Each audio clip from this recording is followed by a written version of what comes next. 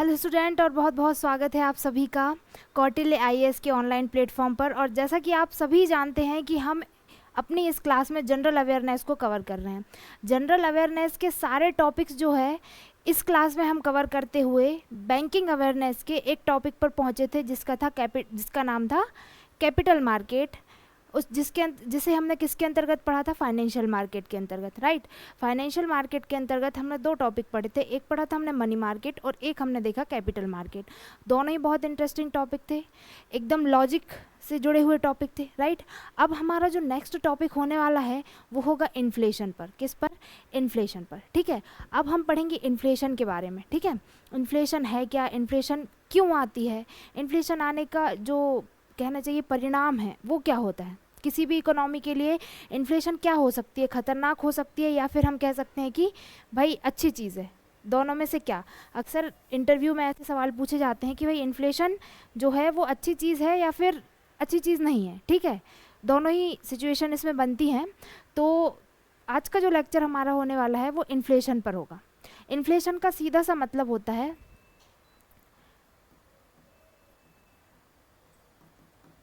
Inflation मतलब होता है मुद्रास्फीति। क्या होता है? मुद्रास्फीति। अब देखो बेसिकली क्या है, इसके कुछ टर्म्स होते हैं, ठीक है। टर्म्स पढ़ने से पहले हम मुद्रास्फीति को ही पढ़ लेते हैं कि मुद्रास्फीति बेसिकली होती क्या है, इन्फ्लेशन बेसिकली होता क्या है। तो देखिए, आप लोग अपने घर में रहते हैं, राइट, मार्केट से सामान खरीदते हैं, है ना। अब जब ज़माना था आपके पिताजी का, ठीक है, मतलब जब ज़माना था आपके पिताजी का, जब आपके पिताजी आपके बराबर थे, ठीक है, तब एक बिस्किट का पैकेट, बाई चांस आप बात कर लें क्या, कोई भी, हाँ बिस्किट के पैकेट की बात कर सकते हैं, कोई भी ऐसी चीज़, कोई भी चीज़, हर चीज़ जो थी उसका एक प्राइस जो था वो कम था, आज के मुकाबले कम था, राइट। तो आपके पिताजी क्या कहते हैं? भाई महंगाई बहुत बढ़ गई है। क्यों क्यों बढ़ गई है भाई महंगाई? भाई महंगाई बढ़ गई है मतलब क्या बढ़ गया है? प्राइस बढ़ गया है। क्या बढ़ गया है? प्राइस बढ़ गया है। चीज़ों के जो प्राइस हैं वो क्या हो गए हैं? इंक्रीज हो गए हैं। क्या बोलते हैं हम? प्राइस का बढ़ना या प्राइस का इंक्रीज होना, है ना। क्या बोलते हैं? इंक्रीज होना, है ना। इसको हम क्या कहेंगे भाई? कि क्या आ गया?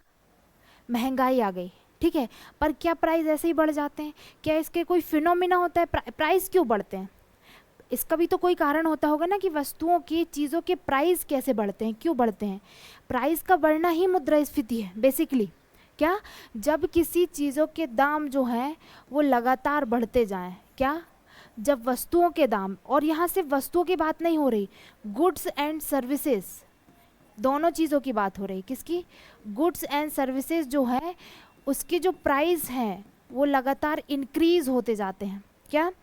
जनरल, जिसको हम बोलते हैं जनरल प्राइस लेवल, क्या बोलते हैं इसको? जनरल प्राइस लेवल जो है वो क्या हो गया भाई? इंक्रीज हो गया, ठीक है। जनरल प्राइस लेवल क्या हो गया? इंक्रीज हो गया, है ना।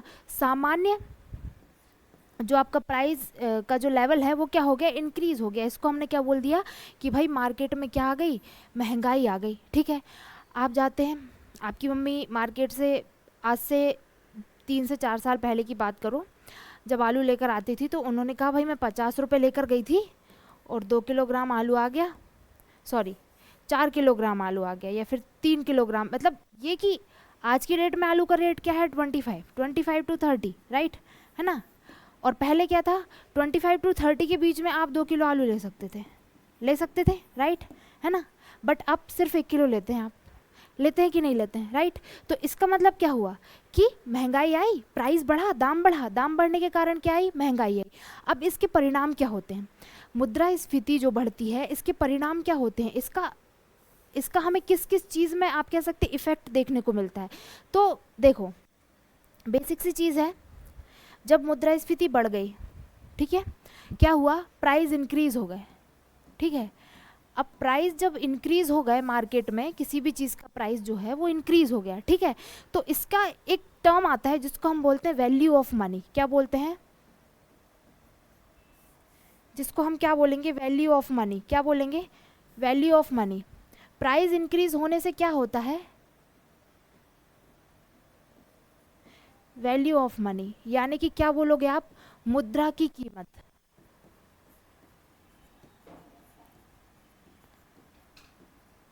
कैसी हो जाती है, कम हो जाती है। अब कहेंगे ये क्या चीज़ है, मुद्रा की कीमत कैसे कम हो जाती है?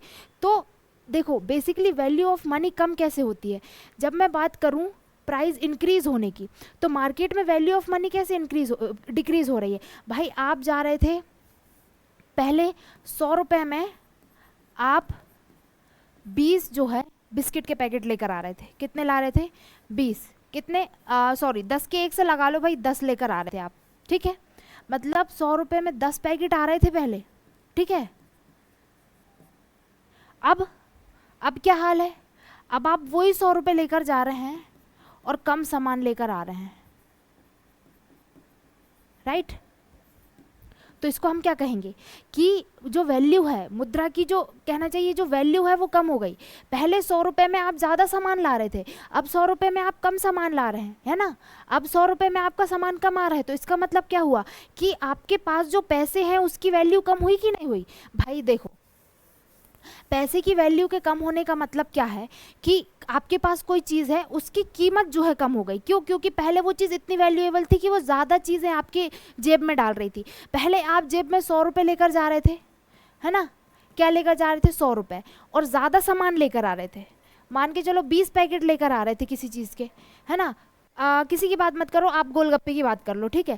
पहले 100 रुपये में बल्कि 50 रुपये में 100 गोलगप्पे आ जाते थे, क्योंकि एक के दो आते थे, राइट, है ना, ये देखा होगा। बट आज की डेट में अगर मैं बात करूं तो मुद्रा की क्या हो गई, वैल्यू कम गई। क्यों? क्योंकि आप अब वही 100 रुपये लेकर जा रहे हैं, पहले 100 के 200 अगर गोलगप्पे आ जा रहे थे तो अब 100 के 100 ही आ रहे हैं, या फिर आप कहें कहीं कहीं तो भाई 100 के 50 ही मिलेंगे आपको, है ना, मिलेंगे कि नहीं मिलेंगे। ऐसे में क्या हो गया, क्या हो गया कि आपकी जो 100 रुपये की जो वैल्यू है वो कम हो गई, राइट।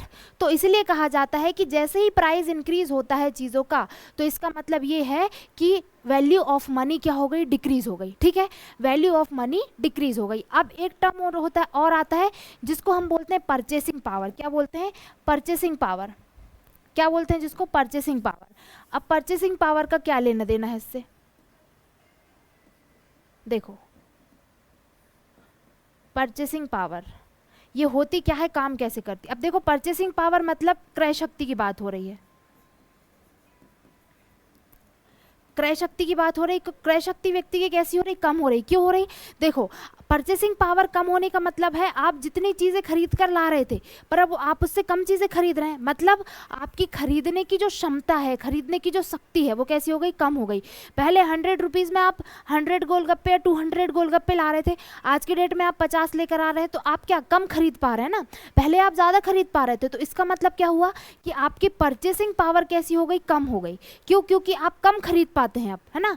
पहले की मुकाबले हम बात करें तो आप अब जो है वो कम खरीद पाते हैं। पहले आप ज़्यादा खरीद लेते थे कम पैसे में, है ना। वो कहते थे ना, आज कहते हैं ना 500 और 1000 रुपये का नोट भी छोटा हो गया। भाई नोट छोटा नहीं हो गया, उसकी वैल्यू कम हो गई, उससे जो हम खरीदते थे वो चीज़ जो है हमें कम मिलने लगी। तो इसलिए हमने क्या बोला कि परचेसिंग पावर भी कम हो गई। ये क्या हो गया, दो परिणाम हो गए मुद्रास्फीति के। एक होता है तीसरी चीज़ आपकी रियल सेविंग्स। आप क्या बोलोगे, एक चीज़ होती है रियल सेविंग जिसको हम बोलते हैं, क्या बोलते हैं, रियल सेविंग। रियल सेविंग जो होती है वो भी डिक्रीज हो जाती है। अब रियल सेविंग होती क्या है, तो देखो रियल सेविंग जो आपकी बचत होती है वो कम हो जाती है। कैसे, अब देखो एक व्यक्ति है जिसकी पेमेंट है पर मंथ, ए को बाई चांस पर मंथ की जो सैलरी है वो है 10,000 रुपीज़, ठीक है। ए जो है एक महीने में 10,000 कमा रहा है, जिसमें से वो कितने खर्च कर रहा है, भाई 5,000 शुद्ध खर्च कर रहा है और 5,000 वो अपने बचा रहा है। तो ये क्या हो गई, उसकी रियल सेविंग हो गई, ठीक है। क्या हो गई, ये उसकी रियल सेविंग हो गई। कितने बचा लिया भाई उसने, कितने बचा लिया उसने बचा लिया कितने, 5,000 बचा लिया। बट अब क्या हुआ, अब क्या हुआ कि चीज़ों के प्राइस बढ़ गए, आपकी ज़रूरतें नहीं बढ़ी, आपकी ज़रूरत उतनी ही है जितनी पहले थी, आज भी आपकी ज़रूरत उतनी ही है, पर क्या हुआ चीज़ों के प्राइस बढ़ गए। प्राइस बढ़ गए, आपकी ज़रूरत उतनी है, आप पहले 10 किलोमीटर चलते थे, आज भी आप 10 किलोमीटर ही बाइक लेकर जा रहे हैं, ठीक है। अगर मैं बात करूँ कि भाई पहले आप कहना चाहिए कोई चीज़ जो है आपकी जो ज़रूरत की चीज़ें हैं, आप जितनी पहले खरीदते उतनी खरीदते थे। आप 2 रोटी पहले खाते थे, आप 2 रोटी अभी खा रहे हैं, ठीक है। चीज़ें बिल्कुल सेम है, बट प्रॉब्लम ये है कि यहाँ पर जो है इन चीज़ों को परचेसिंग करने की जो आपकी क्षमता है वो कम हो गई है, ठीक है। इनको इनकी जो परचेसिंग है, इनके जो प्राइस हैं वो इंक्रीज हो गए, तो आपकी ये जो बिल है वो कितना बन गया, 5 की जगह 6,000 का, ठीक है। अब ये जब 6,000 का बन गया तो यहाँ आपके पास कितने बच रहे हैं, सिर्फ 4,000। तो इस तरीके से हम कह सकते हैं आपकी रियल सेविंग में क्या हो रही है, कमी हो रही है, राइट। तो मुद्रास्फीति वो स्थिति है, या हम कह सकते हैं कि इन्फ्लेशन वो सिचुएशन है जहां पर गुड्स एंड सर्विसेज के प्राइस इंक्रीज होते हैं, जिसके परिणाम स्वरूप या जिसके रिजल्ट में अगर हम देखें तो वैल्यू ऑफ मनी डिक्रीज हो जाती है, परचेसिंग पावर आपकी डिक्रीज हो जाती है, और रियल सेविंग्स भी आपकी कम होने लगती हैं या डिक्रीज हो जाती हैं। इस सिचुएशन को हम क्या बोलेंगे, पूरे तरीके से इस सिचुएशन को हम बोलेंगे भाई कि मुद्रास्फीति आ गई है मार्केट में, या फिर हम बोलेंगे कि इन्फ्लेशन आ गया है। अब इन्फ्लेशन आ गया तो ये हो गया, ठीक है। इन्फ्लेशन आ गया तो हमने उसका रिजल्ट देख लिया कि भाई इन्फ्लेशन आने से मार्केट में ये हो जाता है, बट स्टिल एक चीज़ है कि इन्फ्लेशन आता क्यों है, रीज़न क्या है इन्फ्लेशन के, ठीक है। यहाँ तो हमने रिजल्ट देख लिया कि भाई रिजल्ट ये है इन्फ्लेशन का, ठीक है। और भी हम आगे जा सकते हैं कि भाई डिफ्लेशन की स्थिति भी आ जाती है इन्फ्लेशन के बढ़ने से, ठीक है। तो आगे भी बहुत वर्स स्थिति हो जाती है, एक पूरी इकोनॉमी डिस्ट्रॉय हो जाती है अगर इन्फ्लेशन बहुत ज़्यादा कंट्रोल से बाहर हो जाती है तो, ठीक है। अब ये तो हमने देखिए इन्फ्लेशन होता क्या है और बेसिकली इन्फ्लेशन के हमें परिणाम क्या देखने को मिलते हैं, बट एक सिचुएशन और हमारी बनती है कि इन्फ्लेशन जो है ये आता क्यों है, वाई, ठीक है, वाई। एक क्वेश्चन हमारे पास ये है कि इन्फ्लेशन आता क्यों है। इन्फ्लेशन का मतलब क्या है, मुद्रास्फीति। अब देखो हमने दो चीज़ें देखी थी, एक हमने देखा था मनी सप्लाई और एक हमने देखा था इंटरेस्ट रेट, राइट। क्या देखा था, मनी सप्लाई और इंटरेस्ट रेट। ये जो पूरी इकोनॉमी है वो किस पर डिपेंड करती है, मनी सप्लाई और इंटरेस्ट रेट पर। ये दो चीज़ें जो है पूरी इकोनॉमी को हैंडल करती हैं, इन पर ही डिपेंड करती है हमारी मुद्रास्फीति, यानी हम बोल सकते हैं क्या, इन्फ्लेशन, राइट। अब कैसे डिपेंड करती है वो हम यहाँ देखेंगे। अब देखो भाई, आप मार्केट में हो, ठीक है। अब मार्केट में व्यक्ति महंगाई की बात हो रही है, ठीक है। चीज़ महंगी कब होगी, चीज़ महंगी कब होगी, देखो एक व्यक्ति एक चीज़ को, एक शैम्पू की बोतल को 300 रुपये में बेच रहा है, ठीक है। मान के चलो एक शैम्पू की बोतल है जिसको एक पर्सन कितने में बेच रहा है, 300 रुपये में बेच रहा है एक शैम्पू की बोतल, ठीक है। अब जब इस बोतल की डिमांड बढ़ गई, क्या आप कह सकते हैं इस बॉटल की डिमांड इंक्रीज हो गई, क्या हो गई, डिमांड इंक्रीज हो गई, और डिमांड इंक्रीज होने की वजह से यहाँ पर उसके पास कस्टमर जो है उसके पास 3 बॉटल है, उसकी कितनी, 3 बॉटल है, कितनी बॉटल है, 3 बॉटल है, और 10 कस्टमर है, ठीक है। अब हर किसी को चाहिए ये, किसको, हर किसी को ये चीज़ चाहिए, क्या चाहिए, हर किसी के पास डिमांड है कि भाई उसको यही चाहिए, ठीक है। तो एक व्यक्ति कहता है कि मैं कितना देने को तैयार हूँ, 300 की बोतल के मैं 500 देने को तैयार हूँ, एक कहता है भाई मैं 700 देने को तैयार हूँ। तो इस तरीके से तो वो क्या करेगा कि भाई इसके दाम जो है वो बढ़ा देगा, क्या करेगा, इसका प्राइस क्या है वो इंक्रीज कर देगा। तो इस तरीके से क्या होगा, डिमांड बढ़ गई तो क्या हो गया, मार्केट में महंगाई बढ़ गई। डिमांड के अकॉर्डिंग अगर सप्लाई नहीं होती, ठीक है, सरप्लस में जब डिमांड होती है, जिसको हम बोलते हैं सरप्लस डिमांड। सरप्लस डिमांड का मतलब ये है कि मार्केट में डिमांड इतनी होना जितनी सप्लाई नहीं होना, ठीक है। सरप्लस डिमांड के इंक्रीज होने की वजह से क्या होता है, इन्फ्लेशन आता है, क्या होता है, इन्फ्लेशन आता है। अब कैसे आता है, देखो आपके पास एक चीज़ तो सभी जानते हैं, आपके पास जितना पैसा है आप उतना खर्च करोगे, राइट। जितना आपके पास पैसा है आप उतना खर्च करने की तरफ देखते हैं, ठीक है। अब आपके पास पैसा बहुत है, मतलब मार्केट में मनी सप्लाई हमारे पास कितनी है, पर्याप्त है, मतलब लोगों की जेब में बहुत पैसा है, तो वो क्या करेंगे, डिमांड करेंगे, क्या करेंगे, डिमांड करेंगे, ठीक है। डिमांड बढ़ेगी, क्यों बढ़ रही है, मनी सप्लाई बढ़ने से। मनी सप्लाई बढ़ने से क्या इंक्रीज हो गई, डिमांड इंक्रीज हो गई, और इस डिमांड के इंक्रीज हो जाने से क्या हो गया भाई, प्राइस बढ़ गया, चीज़ों के जो प्राइस है वो क्या हो गए, इंक्रीज हो गए। अब एक क्वेश्चन और आ गया होगा दिमाग में कि मनी सप्लाई कैसे बढ़ गई।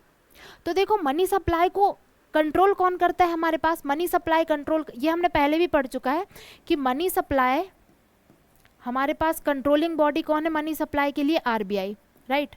रिजर्व बैंक ऑफ इंडिया किसके थ्रू कंट्रोल करती है? अपनी मॉनेटरी पॉलिसी के थ्रू कंट्रोल करती है, राइट, है ना। मॉनेटरी पॉलिसी जारी करती है। मॉनेटरी पॉलिसी के कुछ टूल होते हैं जो हमने पढ़े थे, राइट। मॉनेटरी पॉलिसी के जरिए आरबीआई मनी सप्लाई को कंट्रोल करता है। अब मैं ये बोलूं, अब इसके टूल्स क्या क्या होते हैं? CRR, SLR, bank rate, repo rate, reverse repo rate, और क्या पढ़ा था? Marginal standing facility. तो ये सारी चीज़ें हमने देखी थी, है ना, देखी थी, राइट। ये सारे टूल्स थे। अगर इनको डिक्रीज कर दिया जाए, क्या कर दिया जाए? डिक्रीज कर दिए जाए, मतलब इनमें हम कमी लेकर आ जाएं, इंटरेस्ट रेट कम कर दें, तो क्या होगा? मार्केट में जब इंटरेस्ट रेट कम हो जाएगा तो सीधी सी एक बात है कि मनी सप्लाई क्या होगी? बढ़ जाएगी। क्यों? जितना कम इंटरेस्ट होगा आप लोन उतना ज़्यादा लोगे, राइट। लोन जितना ज़्यादा लोगे क्या होगा? मनी सप्लाई उतनी ज़्यादा बढ़ेगी। जितनी ज़्यादा मनी सप्लाई बढ़ेगी आपके जेब में पैसा होगा, डिमांड आप करोगे चीज़ों की, और जैसे ही डिमांड इंक्रीज होती है वैसे ही क्या इंक्रीज हो जाता है? प्राइस। और जब ये स्थिति लगातार बनी रहती है, कंटिन्यूअसली रहती है, तो इसको हम क्या बोल देते हैं कि भाई मार्केट में क्या आ गई? महंगाई आ गई। क्या आ गई? महंगाई आ गई, कि हर चीज़ का प्राइस क्या हो गया? इंक्रीज हो गया, ठीक है। एक चीज़ तो ये हो गई। दूसरा, ये सिचुएशन हो गई, राइट, महंगाई आ गई।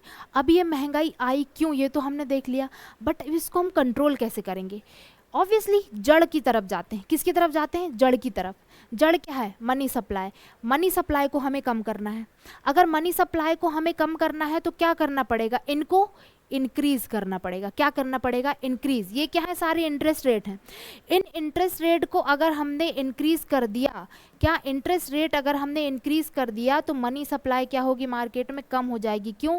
क्योंकि आपको महंगा लोन मिलेगा, आप कम से कम पैसा लोगे, आप डिमांड नहीं करोगे, और आप चीज़ों की जब डिमांड नहीं करोगे तो प्राइस ऑटोमेटिक लो हो जाएंगे, है ना।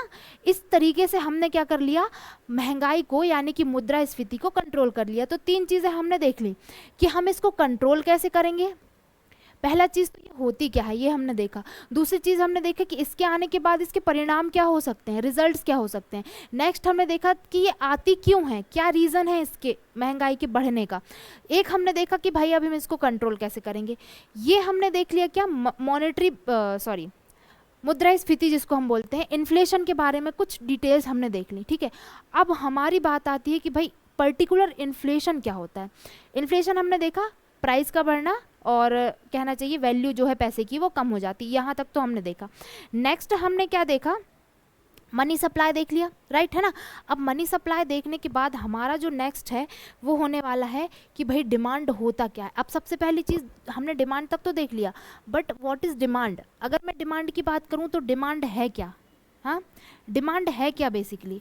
तो दो चीज़ें होती हैं देखना, एक होता है डिमांड, ठीक है, एक होता है डिमांड और एक होता है डिज़ायर, ठीक है। दो चीज़ें होती हैं। तो सबसे पहले अगर मैं डिमांड की बात करूं तो डिमांड क्या है?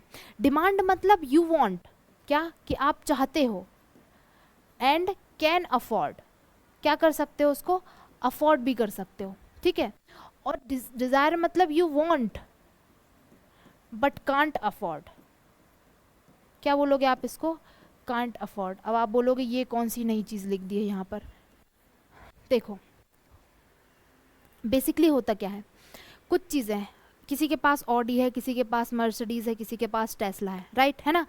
अब आप लोगों ने ये तो सोचा होगा कि भाई मैं ये खरीद लूँ। आपने किसी के पास देखा, नॉर्मल मिडिल क्लास पर्सन की बात कर रही हूँ, उसने देखा भाई इसके पास ये चीज़ है, मुझे, या इसके पास नहीं भी है तो भाई उसका अपना सपना है कि उसे क्या लेनी है?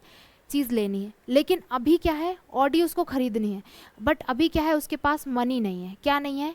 शॉर्ट ऑफ मनी है। इस चीज़ को वो अभी अफोर्ड नहीं कर सकता, तो ये क्या हो जाएगा? आपका डिज़ायर हो जाएगा। क्या हो जाएगा? डिज़ायर। वहीं अगर मैं डिमांड की बात करूँ तो आप चाहते हैं और आप खरीद भी सकते हैं। क्या? आप चाहते हैं और आप खरीद भी सकते हैं।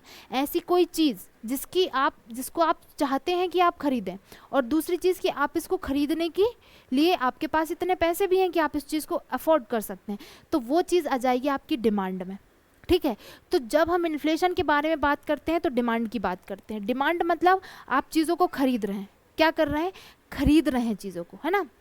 क्यों? क्योंकि भाई आप चाहते हैं कि भाई वो चीज़ आपको मिले, इसलिए वो क्या हो गई? एक आपकी डिमांड हो गई, ठीक है।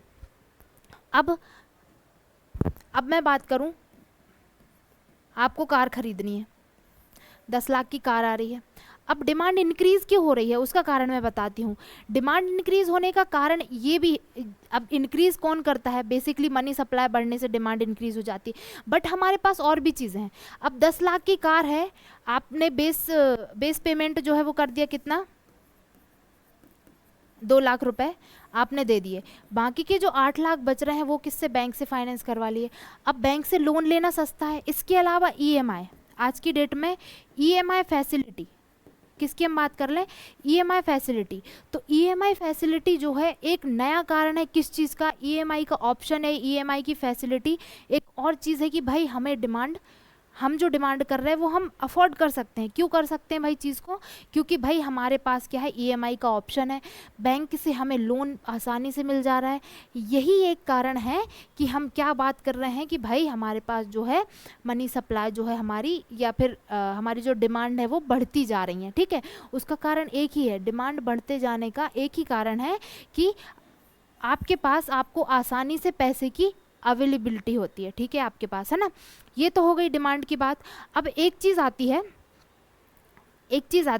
कि भाई इसके कॉजेज़ क्या होते हैं। एक चीज़ और है, फूड और फ्यूल, जिसको हम बोलते हैं, क्या बोलते हैं, फूड और फ्यूल। ये दो चीज़ें ऐसी हैं जो सबसे फ्रिक्वेंटली चेंज होती हैं। ठीक है, फूड और फ्यूल जो है ये आपके बेसिक नीड होने के अलावा, क्या, बेसिक नीड होने के अलावा बहुत अधिक वोलेटाइल भी होती हैं। ठीक है, क्या होती हैं, वोलेटाइल होती हैं। वोलेटाइल होने का मतलब क्या है कि भाई इनकी जो प्राइस है वो अक्सर ऊपर नीचे होते रहते हैं। मतलब आप देखेंगे पर मंथ में इनका जो इंडेक्स जो जारी होता है उसमें आप देखेंगे इनकी जो प्राइस है वो आसान नहीं होते। इनके प्राइस जो है वो, मतलब आप कहें डेली बेसिस पर इंक्रीज और डिक्रीज होते हैं। ठीक है, ये वो चीज़ है। अब फ्यूल है, अब फ्यूल का प्राइस अगर इंक्रीज हो जाता है, चलो इसको बाद में देखेंगे, फ्यूल का प्राइस इंक्रीज होना हम बाद में देखेंगे। हमारी जो अभी की चीज़ है वो हम ये देख लेते हैं कि इन्फ्लेशन क्या है। तो इन्फ्लेशन हमने यहाँ तक देखा, ठीक है, कि डिमांड क्या होता है, डिज़ायर क्या होता है। आपने कोई चीज़ खरीदी चाहिए, आपने खरीद ली, क्या हो गई, डिमांड। आपने खरीदनी चाहिए बट आप अभी नहीं खरीद सकते, क्या हो गया, डिज़ायर। ठीक है, अब नेक्स्ट चीज़ जो आती है, डिमांड और डिज़ायर में अंतर यही होता है। ठीक है, अब एक चीज़ जो आती है जिसको हम बोलते हैं causes of inflation, causes of inflation. अब बात करते हैं कॉजेज ऑफ इन्फ्लेशन होते क्या हैं, क्या कारण है किसी इन्फ्लेशन के बढ़ने का। ठीक है, किसी इकोनॉमी में इन्फ्लेशन के बढ़ने के कितने कारण हो सकते हैं, या आप इसको बोल सकते हैं इंड्यूस क्यों होती है इन्फ्लेशन। ठीक है, इंड्यूस करने वाले जो भी कारक होते हैं, इन्फ्लेशन को बढ़ाने वाले जो भी कारक होते हैं, हम उनके बारे में बात कर सकते हैं।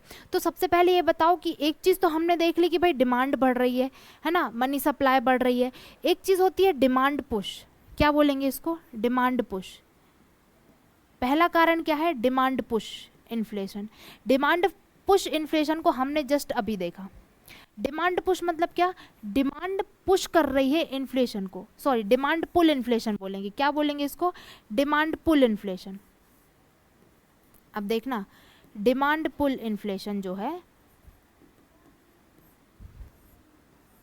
डिमांड पुल इन्फ्लेशन में क्या होता है कि डिमांड के कारण इन्फ्लेशन जब बढ़ती है, क्या, मार्केट में डिमांड के कारण जब इन्फ्लेशन बढ़ जाती है तो हम उसको बोलते हैं डिमांड पुल। मतलब क्या होता है, पुल का बेसिक मीनिंग होता है खींचना। ठीक है, डिमांड के खींचने से इन्फ्लेशन जो होती है वो खींच कर चली आती है। क्यों, क्योंकि जब हम डिमांड करना मतलब किसी चीज़ को अपनी तरफ खींचना। ठीक है, जब हमारी डिमांड बढ़ेगी, किसी चीज़ को लेकर हमारी डिमांड्स बढ़ेंगी तो हम उसको खींचेंगे अपनी तरफ, तो इन्फ्लेशन जो है वो खींची चली आती है।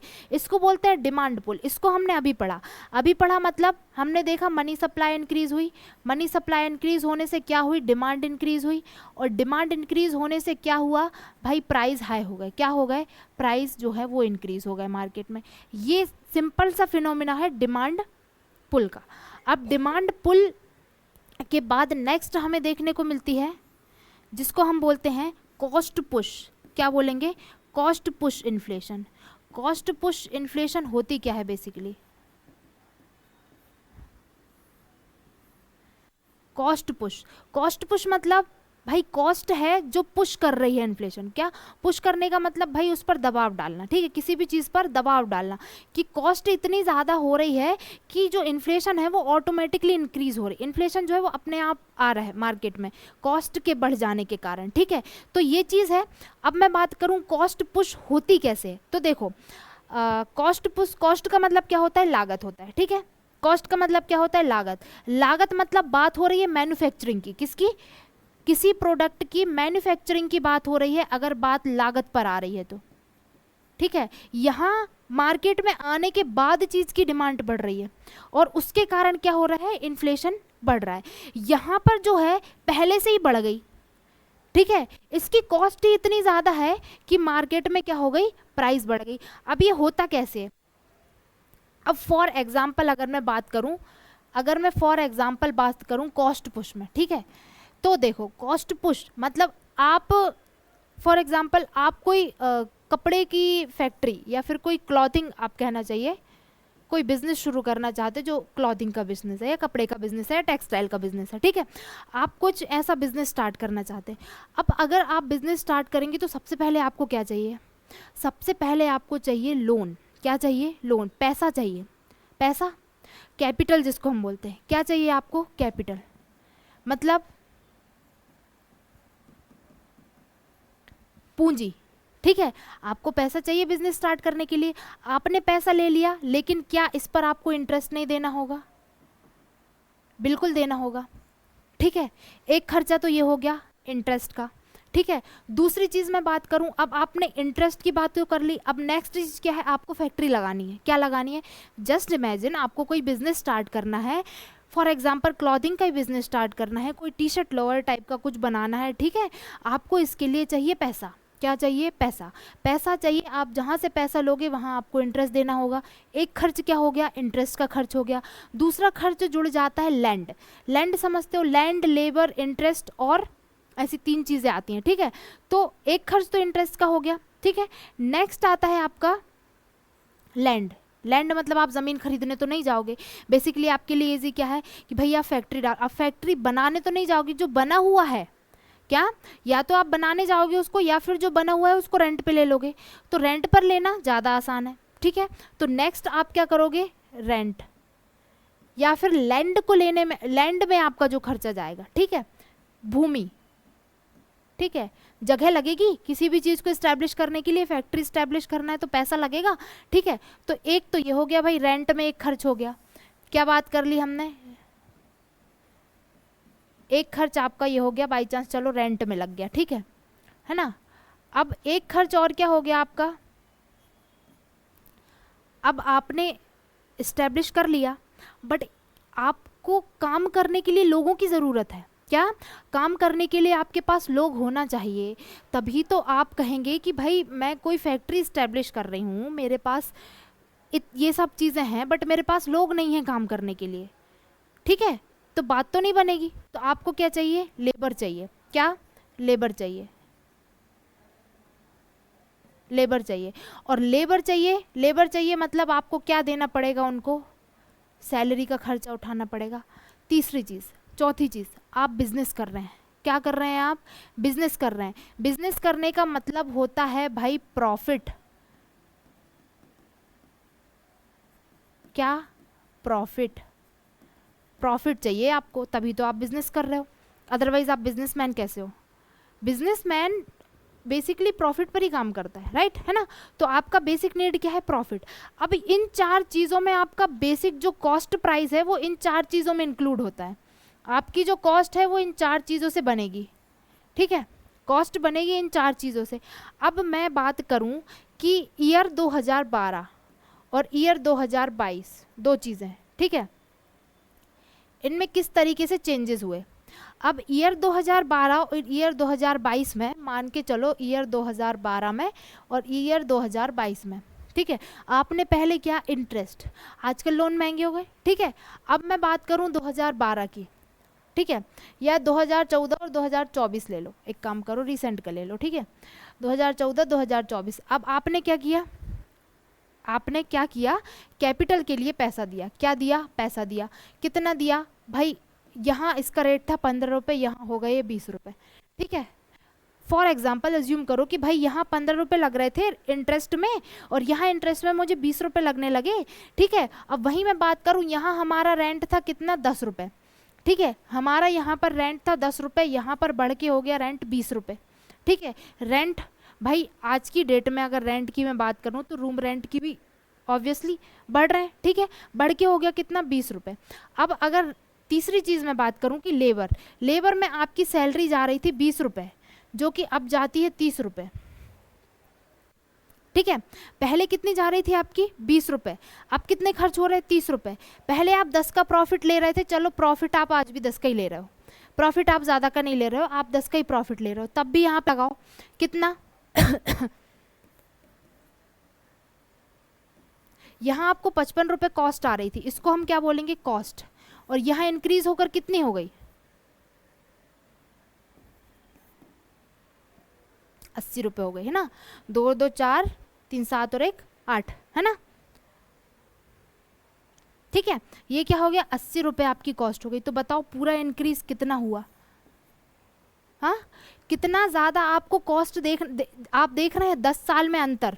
ठीक है, तो कॉस्ट बढ़ गई। अब कॉस्ट बढ़ गई, अब ये 55 रुपये का प्रोडक्ट जो था आप 65 रुपये में बेच रहे थे, क्यों, 55 रुपये की कॉस्ट लग रही थी, 10 रुपये, या फिर आप कह सकते हैं आपने सॉरी प्रॉफिट ये टोटल ले लिया, ये हो गया 55 रुपये का टोटल, ये प्रोडक्ट का प्राइस हो गया। ठीक है, ये प्रोडक्ट का पूरा प्राइस हो गया 55 रुपये, ये 55 रुपये में आप बेच रहे थे। ठीक है, अब क्या हो गया भाई, मार्केट में महंगाई आ गई, हर चीज़ महंगी हो गई, तो इसका प्राइस हो गया 80 रुपये।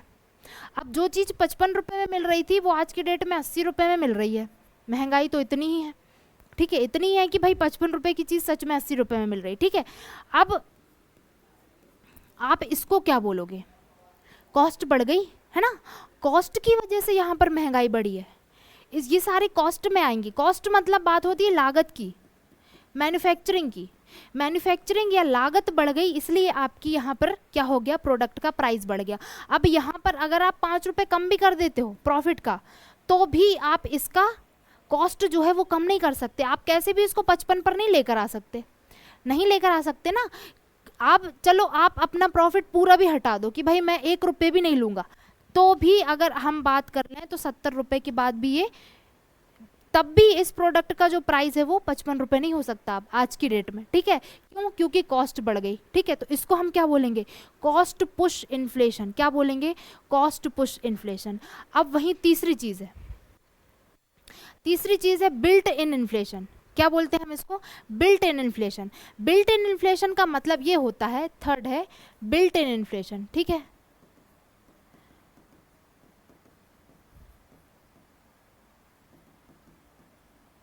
या इसी को हम बोलते हैं प्राइसिंग पावर इन्फ्लेशन। क्या बोलते हैं, प्राइसिंग पावर इन्फ्लेशन। ठीक है,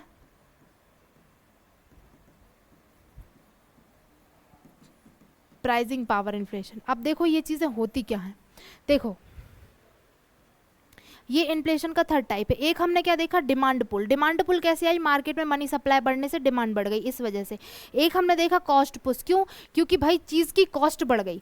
क्या बढ़ गई, कॉस्ट बढ़ गई, कॉस्ट बढ़ने की वजह से चीज़ों की प्राइस बढ़ गई, ये क्या हो गई भाई, कॉस्ट पुश इन्फ्लेशन। अब नेक्स्ट हम देख रहे हैं बिल्ट इन या फिर pricing power inflation. Pricing power inflation में क्या होता है, अब देखो आपके पास एक एम्प्लॉय है, अब यहीं से लेना। ठीक है, यहाँ सैलरी में आप 30 रुपये दे रहे थे एम्प्लॉय को, कितने दे रहे थे आप, यहाँ पहले 20 दे रहे थे। ठीक है, क्या दे रहे थे आप, 20 रुपये की आप सैलरी दे रहे थे एम्प्लॉय को, कितने रुपए की, 20 रुपये की, और 20 रुपये की सैलरी में वो आना जाना खाना पीना सब कुछ कर रहा था। ठीक है, अब अगर फ्यूल के प्राइस बढ़ गए, मान के चलो क्या हो गया भाई, फ्यूल जो था पहले 5 रुपये उसको लगता था फ्यूल में, अब उसको लग रहा है 10 रुपये। कितना लग रहा है, 10 रुपये अब उसको अगर फ्यूल में लग रहा है, तो सीधी सी बात है कि 10 रुपये अगर उसको फ्यूल में लग रहा है तो डिमांड तो वो करेगा ना, डिमांड तो करेगा ना कि भाई सैलरी मेरी बढ़ाओ। क्यों, क्योंकि भाई मार्केट में फ्यूल के प्राइस इतने बढ़ गए हैं कि ऑफिस तक आने के लिए मुझे चीज़ों की ज़रूरत पड़ रही है, ऑफिस तक आने के लिए मुझे क्या ज़्यादा पैसा लग रहा है। ठीक है, क्या ज़्यादा पैसा लग रहा है, और ऑफिस तक आने के लिए ज़्यादा पैसा लग रहा है, तो भाई मेरा कॉस्ट भी तो ज़्यादा जा रहा है ना। पहले मेरे 15 रुपये बच रहे थे, अब मेरे 10 ही रुपये बच रहे हैं, और वो भी इधर उधर लग जा रहे हैं, तो मेरे लिए मेरी सैलरी पूरी नहीं हो रही है, मेरे लिए मेरी सैलरी क्या हो रही है, पूरी नहीं हो पा रही है। तो कुछ तो करो, मेरी सैलरी इंक्रीज करो। ठीक है, क्या करो, मेरी सैलरी इंक्रीज करो। तो क्या हुआ, बोझ किस पर बढ़ गया, कंपनी के ऊपर बढ़ गया। कंपनी को क्या करना पड़ा भाई, सैलरी बढ़ानी पड़ गई, सैलरी बढ़ानी पड़ गई, ठीक है। तो क्या हुआ, ऐसा इन्फ्लेशन जब किसी अन्य कारणों से, क्या किसी तीसरी चीज के कारण से क्या होता है कि इन्फ्लेशन बढ़ जाती, मतलब किसी एक चीज के प्राइस बढ़ने की वजह से, फ्यूल के प्राइस बढ़े, किसी एक चीज के प्राइस बढ़ने की वजह से एक चीज का प्राइस क्या हो गया, इंक्रीज हो गया, तो इसका इफेक्ट जो है, इसका इम्पैक्ट जो है वो हर चीज पर पड़ता है। क्या, एक चीज का प्राइस बढ़ने से इसका इम्पैक्ट जो है अदर चीजों पर पड़ने लगता है, कह सकते हैं आप कि ये अदर चीज़ों पर इसका इम्पैक्ट पड़ने लगता है। तो इसको हम क्या बोलते हैं भाई, प्राइसिंग पावर इन्फ्लेशन। अब इसको एक एग्जाम्पल से आप समझने की कोशिश करो कि हो सकता है कि आपको समझ में आए।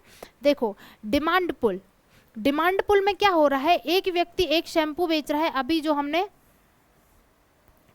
एक एग्जाम्पल देखा था कि भाई एक व्यक्ति एक शैम्पू बेच रहा है जिसकी कीमत है 300 रुपये, ठीक है।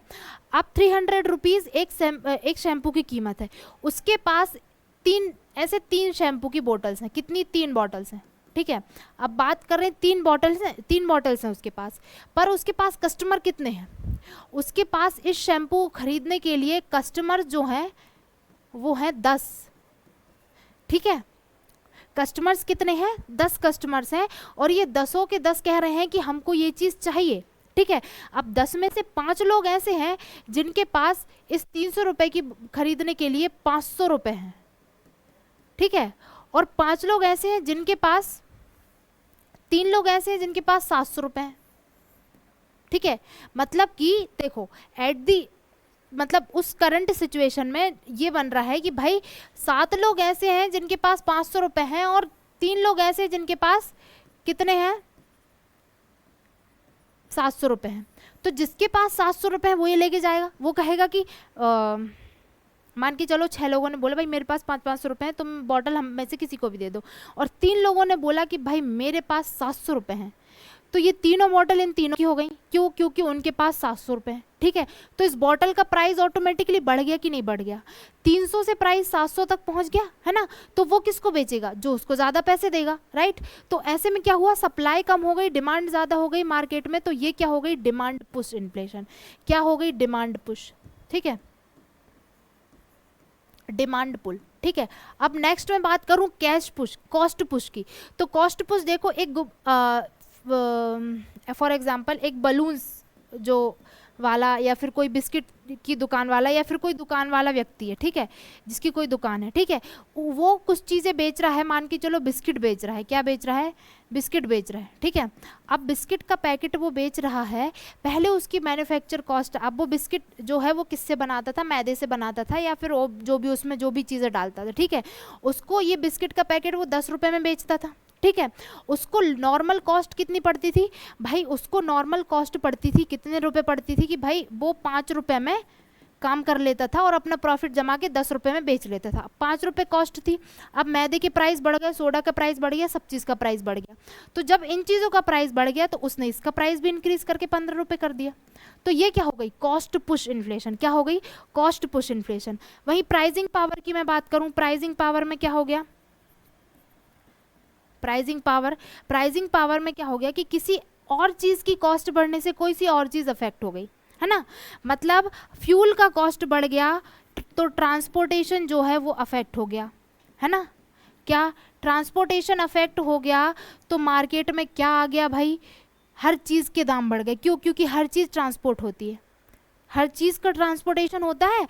तो ट्रांसपोर्टेशन बढ़ जाने से क्या हो गया, इन्फ्लेशन आ गया, मतलब महंगाई आ गई, ठीक है।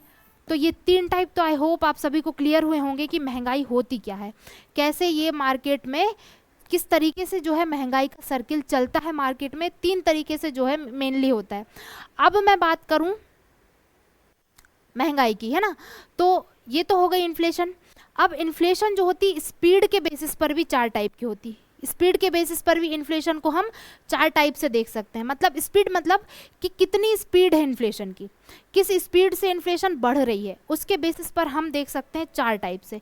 तो देखो, बेसिकली इन्फ्लेशन ये है, फिर ये स्थिति आती है, फिर ये स्थिति आती है, और धीरे धीरे इन्फ्लेशन यहाँ बढ़ती चली जाती है, ठीक है। तो इस सिचुएशन से लेके इस सिचुएशन तक कितनी स्टेजेस उसने लेकर महंगाई जो है वो आगे बढ़ी है, ठीक है। ये बात होती है इन्फ्लेशन के बढ़ने की, मतलब कोई भी चीज़ का अगर हम ग्राफ बनाएंगे तो ऐसे बढ़ाएंगे बढ़ते हुआ, ठीक है।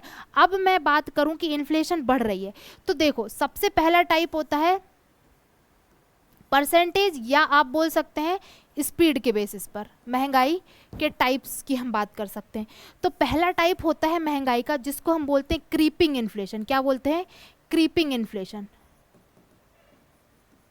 अब क्रीपिंग इन्फ्लेशन होता क्या है? क्रीपिंग इन्फ्लेशन बेसिकली, कीपिंग का मतलब, क्रीपिंग मतलब होता है रेंगना। क्या बोलते हैं? रेंगना। जब इन्फ्लेशन की स्पीड जो है वो 1 से 3% तक हो, क्या हो? 1 से 3% तक हो, ठीक है। इन्फ्लेशन जो है किसी भी इकोनॉमी में जब 1 से लेकर 3% तक, मतलब 1 से लेकर 3 तक, मतलब अगर 100 रुपए की चीज़ आप 2012 में कोई चीज़ 100 रुपए में ले रहे थे और 2022 में वही चीज़ आपको 103 रुपए की मिल जाए, तो ये क्या हो जाएगी कि उस देश की जो इकोनॉमी है वो क्रीपिंग इन्फ्लेशन से गुजर रही है। उसकी स्पीड कैसी है? क्रीपिंग, यानी कि इसको हम माइल्ड इन्फ्लेशन भी बोलते हैं। क्या बोलते हैं? Mild inflation. मतलब कि कोई भी चीज़ जो है वो किस स्पीड से बढ़ रही है, इन्फ्लेशन किस स्पीड से बढ़ रही है, ठीक है। तो ये सबसे धीरे धीरे बढ़ रही है, इसमें धीरे धीरे। कैसे धीरे धीरे बढ़ रही है? देखो 100 रुपए की चीज़ आपको 103 रुपए मिल रही है, मतलब कुछ ज़्यादा फर्क नहीं आया है। ये किसी भी इकोनॉमी की ग्रोथ के लिए क्या होती है? सही होती है। मतलब इकोनॉमी जो है उसमें इतनी जो है इन्फ्लेशन होना ज़रूरी है। क्यों होना ज़रूरी है? क्योंकि इतनी डिमांड होना ज़रूरी है। किसी भी इकोनॉमी में इतनी डिमांड्स होना ज़रूरी है कि यहाँ तक जाए, तभी तो टैक्स कलेक्शन होगा, राइट, है ना। तो वही चीज़ है कि ये हो गई एक क्रीपिंग इन्फ्लेशन। नेक्स्ट हमारी दूसरी इन्फ्लेशन आती है जिसको हम बोलते हैं, क्या है? सेकेंड हमें देखने को मिलता है जिसको हम बोलते हैं वॉकिंग इन्फ्लेशन, या ट्रॉटिंग इन्फ्लेशन इसको हम बोलते हैं। क्या बोलते हैं? ट्रॉटिंग इन्फ्लेशन या वॉकिंग इन्फ्लेशन। क्या बोलेंगे? ट्रॉटिंग या वॉकिंग इन्फ्लेशन, ठीक है। अब इसमें क्या होता है? ट्रॉटिंग या वॉकिंग इन्फ्लेशन में जो हमें एक 3% दिख रहा है, 3% से लेके 9% तक की अगर वृद्धि हो रही है बेस ईयर से लेके अभी तक, क्या बेस ईयर से लेके अभी तक 3% से 9% तक की आपको इंक्रीज देखने को मिल रहा है। मतलब कोई चीज़ आपको 100 रुपये में मिल रही थी 2012 में, अभी हमारा बेस ईयर है जो है मैं ले रही हूँ उसको, है ना, और वो 2022 में अगर बढ़कर हो जाती है 109 रुपये मैक्सिमम, ठीक है। ये मैक्सिमम है, ये मिनिमम है, इसके बीच में भी हो सकता है, जो कि अभी इंडियन इकोनॉमी का जो सिनेरियो है उसके हिसाब से बात करूं, है ना। तो ये सिचुएशन आ जाएगी। तो ऐसी इन्फ्लेशन जब कहीं चल रही होती है तो इसको हम बोलते हैं ट्रॉटिंग इन्फ्लेशन, या फिर हम इसको बोलेंगे वॉकिंग इन्फ्लेशन। क्या बोलेंगे? ट्रॉटिंग या वॉकिंग। मतलब ये मीडियम की सिचुएशन है, ठीक है। ये ज़्यादा खतरे का अलाम नहीं है कि आपको इकोनॉमी को कंट्रोल करना ही है, ठीक है, या फिर आपको इन्फ्लेशन को कंट्रोल करना ही है। ये वो स्थिति नहीं है। ये वो स्थिति है जब आपको, ठीक है, नॉर्मल है, मीडियम इन्फ्लेशन है, ज़्यादा घबराने वाली बात नहीं है, ठीक है। लेकिन आप चाहें तो ऐसी नीतियां बना सकते हैं जिससे ये थोड़ा जो है डिक्रीज हो जाए, अगर 9 तक पहुंच गई है, मैक्सिमम तक पहुंच गई है तो, ठीक है ना। बेसिकली आप इसको नॉर्मल पर ला सकते हैं, ये एक अलार्म उस चीज़ का है। अब थर्ड आती है ग्लैपिंग इन्फ्लेशन। क्या आती है? थर्ड को हम बोलते हैं गैलपिंग इन्फ्लेशन। क्या बोलते हैं? नंबर 3 है हमारे पास गैलपिंग इन्फ्लेशन। क्या है? गैलपिंग इन्फ्लेशन, या फिर हम इसको बोलेंगे रनिंग इन्फ्लेशन। क्या बोलेंगे? रनिंग इन्फ्लेशन, ठीक है। अब देखो गैलपिंग या रनिंग इन्फ्लेशन होता क्या है? बेसिकली जब इन्फ्लेशन डबल डिजिट में पहुंच जाती है, डबल डिजिट मतलब 10% से आप स्टार्ट करोगे तो 19% तक, यानी कि 20%, 10 से 20% तक की जो स्थिति है, ये सिचुएशन कहलाती है आपकी रनिंग इन्फ्लेशन की। ये वो सिचुएशन है जो किसी भी इकोनॉमी के लिए अच्छी नहीं होती है, ठीक है, किसी भी इकोनॉमी के लिए अच्छी नहीं होती है। इस सिचुएशन में क्या होता है कि आपके सेंट्रल बैंक को इसको कंट्रोल करना होता है, ठीक है, इसको कंट्रोल करना ज़रूरी है। क्या? कंट्रोल करना ज़रूरी है, ठीक है। क्या है? कंट्रोल करना ज़रूरी है। अदरवाइज अगर ये बढ़ गई तो इससे भयावह स्थिति जो है इकोनॉमी में आ सकती है। अगर कोई भी चीज़ आपको 100 रुपये की आज की डेट में मिल रही है तो उसका रेट हो गया 120 रुपये, इसका मतलब ये है इसका मतलब क्या है, ये है कि आज से अगर मैं बेस ईयर, देखो बेस ईयर का क्या फंडा होता है, कोई भी बेस ईयर लिया जा सकता है, ऐसा नहीं है कि भाई ज़रूरी है कि आप 10 साल या 20 साल पहले का लो, आपको जो ठीक लगे आप उस हिसाब से बेस ईयर रख सकते हो, उसके भी क्राइटेरिया होते हैं, ठीक है। तो हमारे पास 2011-12 है तो मैंने यही उठाया, ठीक है। अब ये चीज़ 120 रुपये, तो इस सिचुएशन में क्या है, इस सिचुएशन में ये है कि भाई आप जाओ और आप जल्दी से जल्दी आप इस महंगाई को कंट्रोल करने के लिए कदम उठाओ, ठीक है। आप अभी भी आप बहुत कुछ ऐसा कर सकते हो कि आप अपनी इकोनॉमी को बचा सकते हो। नेक्स्ट सिचुएशन आती है नंबर 4, जिसको बोलेंगे हम हाइपर इन्फ्लेशन। क्या बोलेंगे, हाइपर इन्फ्लेशन। अब हाइपर इन्फ्लेशन में होता क्या है, सिचुएशन वो आती है कि ओवरनाइट में आपकी जो इकोनॉमी है वो 20% से बढ़ के 50% या फिर उससे भी ज़्यादा हो जाती है, ठीक है। 50% या उससे भी ज़्यादा हो जाएगी, 20% से बढ़कर 50% या उससे ज़्यादा आपकी इकोनॉमी की सिचुएशन पहुंच गई। ये कब हो जाता है आपका, ओवरनाइट। मतलब कि आपने श्रीलंका में देखा होगा, जब अभी वहाँ तख्ता पलट हुआ था तब देखा था कि क्या सिचुएशन आ गई थी। तो ओवरनाइट अगर सिचुएशन ये आ जाती है कि भाई इतनी स्थिति बढ़ गई कि भाई महंगाई, डिमांड इतनी ज़्यादा इंक्रीज हो गई कि सप्लाई भी नहीं हो रही। ये सिचुएशन वो है जब डिमांड तो इंक्रीज हो गई बट सप्लाई भी डिक्रीज हो गई। क्या सिचुएशन है कि डिमांड तो इंक्रीज हो गई बट सप्लाई जो है वो क्या हो गई, कम हो गई मार्केट में। इस सिचुएशन में क्या हो गया भाई, हाइपर इन्फ्लेशन आ गया, क्योंकि अब कोई भी चीज़ का प्रोडक्शन नहीं हो रहा है। सप्लाई डिक्रीज होने का कारण क्या है, प्रोडक्शन डिक्रीज हो जाना। किसी भी चीज़ का जो है प्रोडक्शन जो है वो नहीं होता, तब हम कह सकते हैं कि भाई सप्लाई भी नहीं होगी, प्रोडक्शन नहीं होगा, तो हम कह सकते हैं कि भाई क्या हो गया, डिमांड इसलिए बढ़ गई क्योंकि सप्लाई जो है वो डिमांड से मैच नहीं कर पा रही है, सप्लाई बहुत कम है और डिमांड भी जो है वो बहुत बढ़ गई है क्योंकि सप्लाई कम हो गई है, ठीक है। ऐसे में प्रोडक्शन जो है वो रुक जाता है, ठीक है। क्यों सॉरी, अनएम्प्लॉयमेंट, इसका मेन कारण क्या है, अनएम्प्लॉयमेंट, बेरोजगारी की वजह से क्या होता है, लोगों की जेब में पैसा नहीं होता और वो सामान खरीद नहीं पाते, इसलिए हम क्या करते हैं, प्रोडक्शन को रोक देते हैं, ठीक है। प्रोडक्शन रोक जाने से सप्लाई जो होती है चीज़ों की वो कम हो जाती है और जिन लोगों को चाहिए उनको भी सामान नहीं मिल पाता है, ठीक है। ये वो सिचुएशन है जो ये कहलाती है हाइपर इन्फ्लेशन, और ये कैंसर, एक तरीके से किसी भी इकोनॉमी के लिए कैंसर का काम करता है। क्या कह सकते हो आप, किसी भी इकोनॉमी के लिए एक कैंसर है, ये कह सकते हो हाइपर इन्फ्लेशन। क्यों, क्योंकि एक बार अगर हाइपर इन्फ्लेशन की स्थिति आ गई तो एक बात मान के चलना कि भाई इकोनॉमी जो है वो आपकी ढह जाएगी, क्या हो जाएगी, ब्रेक डाउन हो जाएगा, एकदम से आपकी जो स्थिति है वो एकदम डाउन हो जाएगी, ठीक है। ये वो सिचुएशन है, ये इस सिचुएशन को हम क्या कहेंगे, इस सिचुएशन को हम कहेंगे हाइपर इन्फ्लेशन।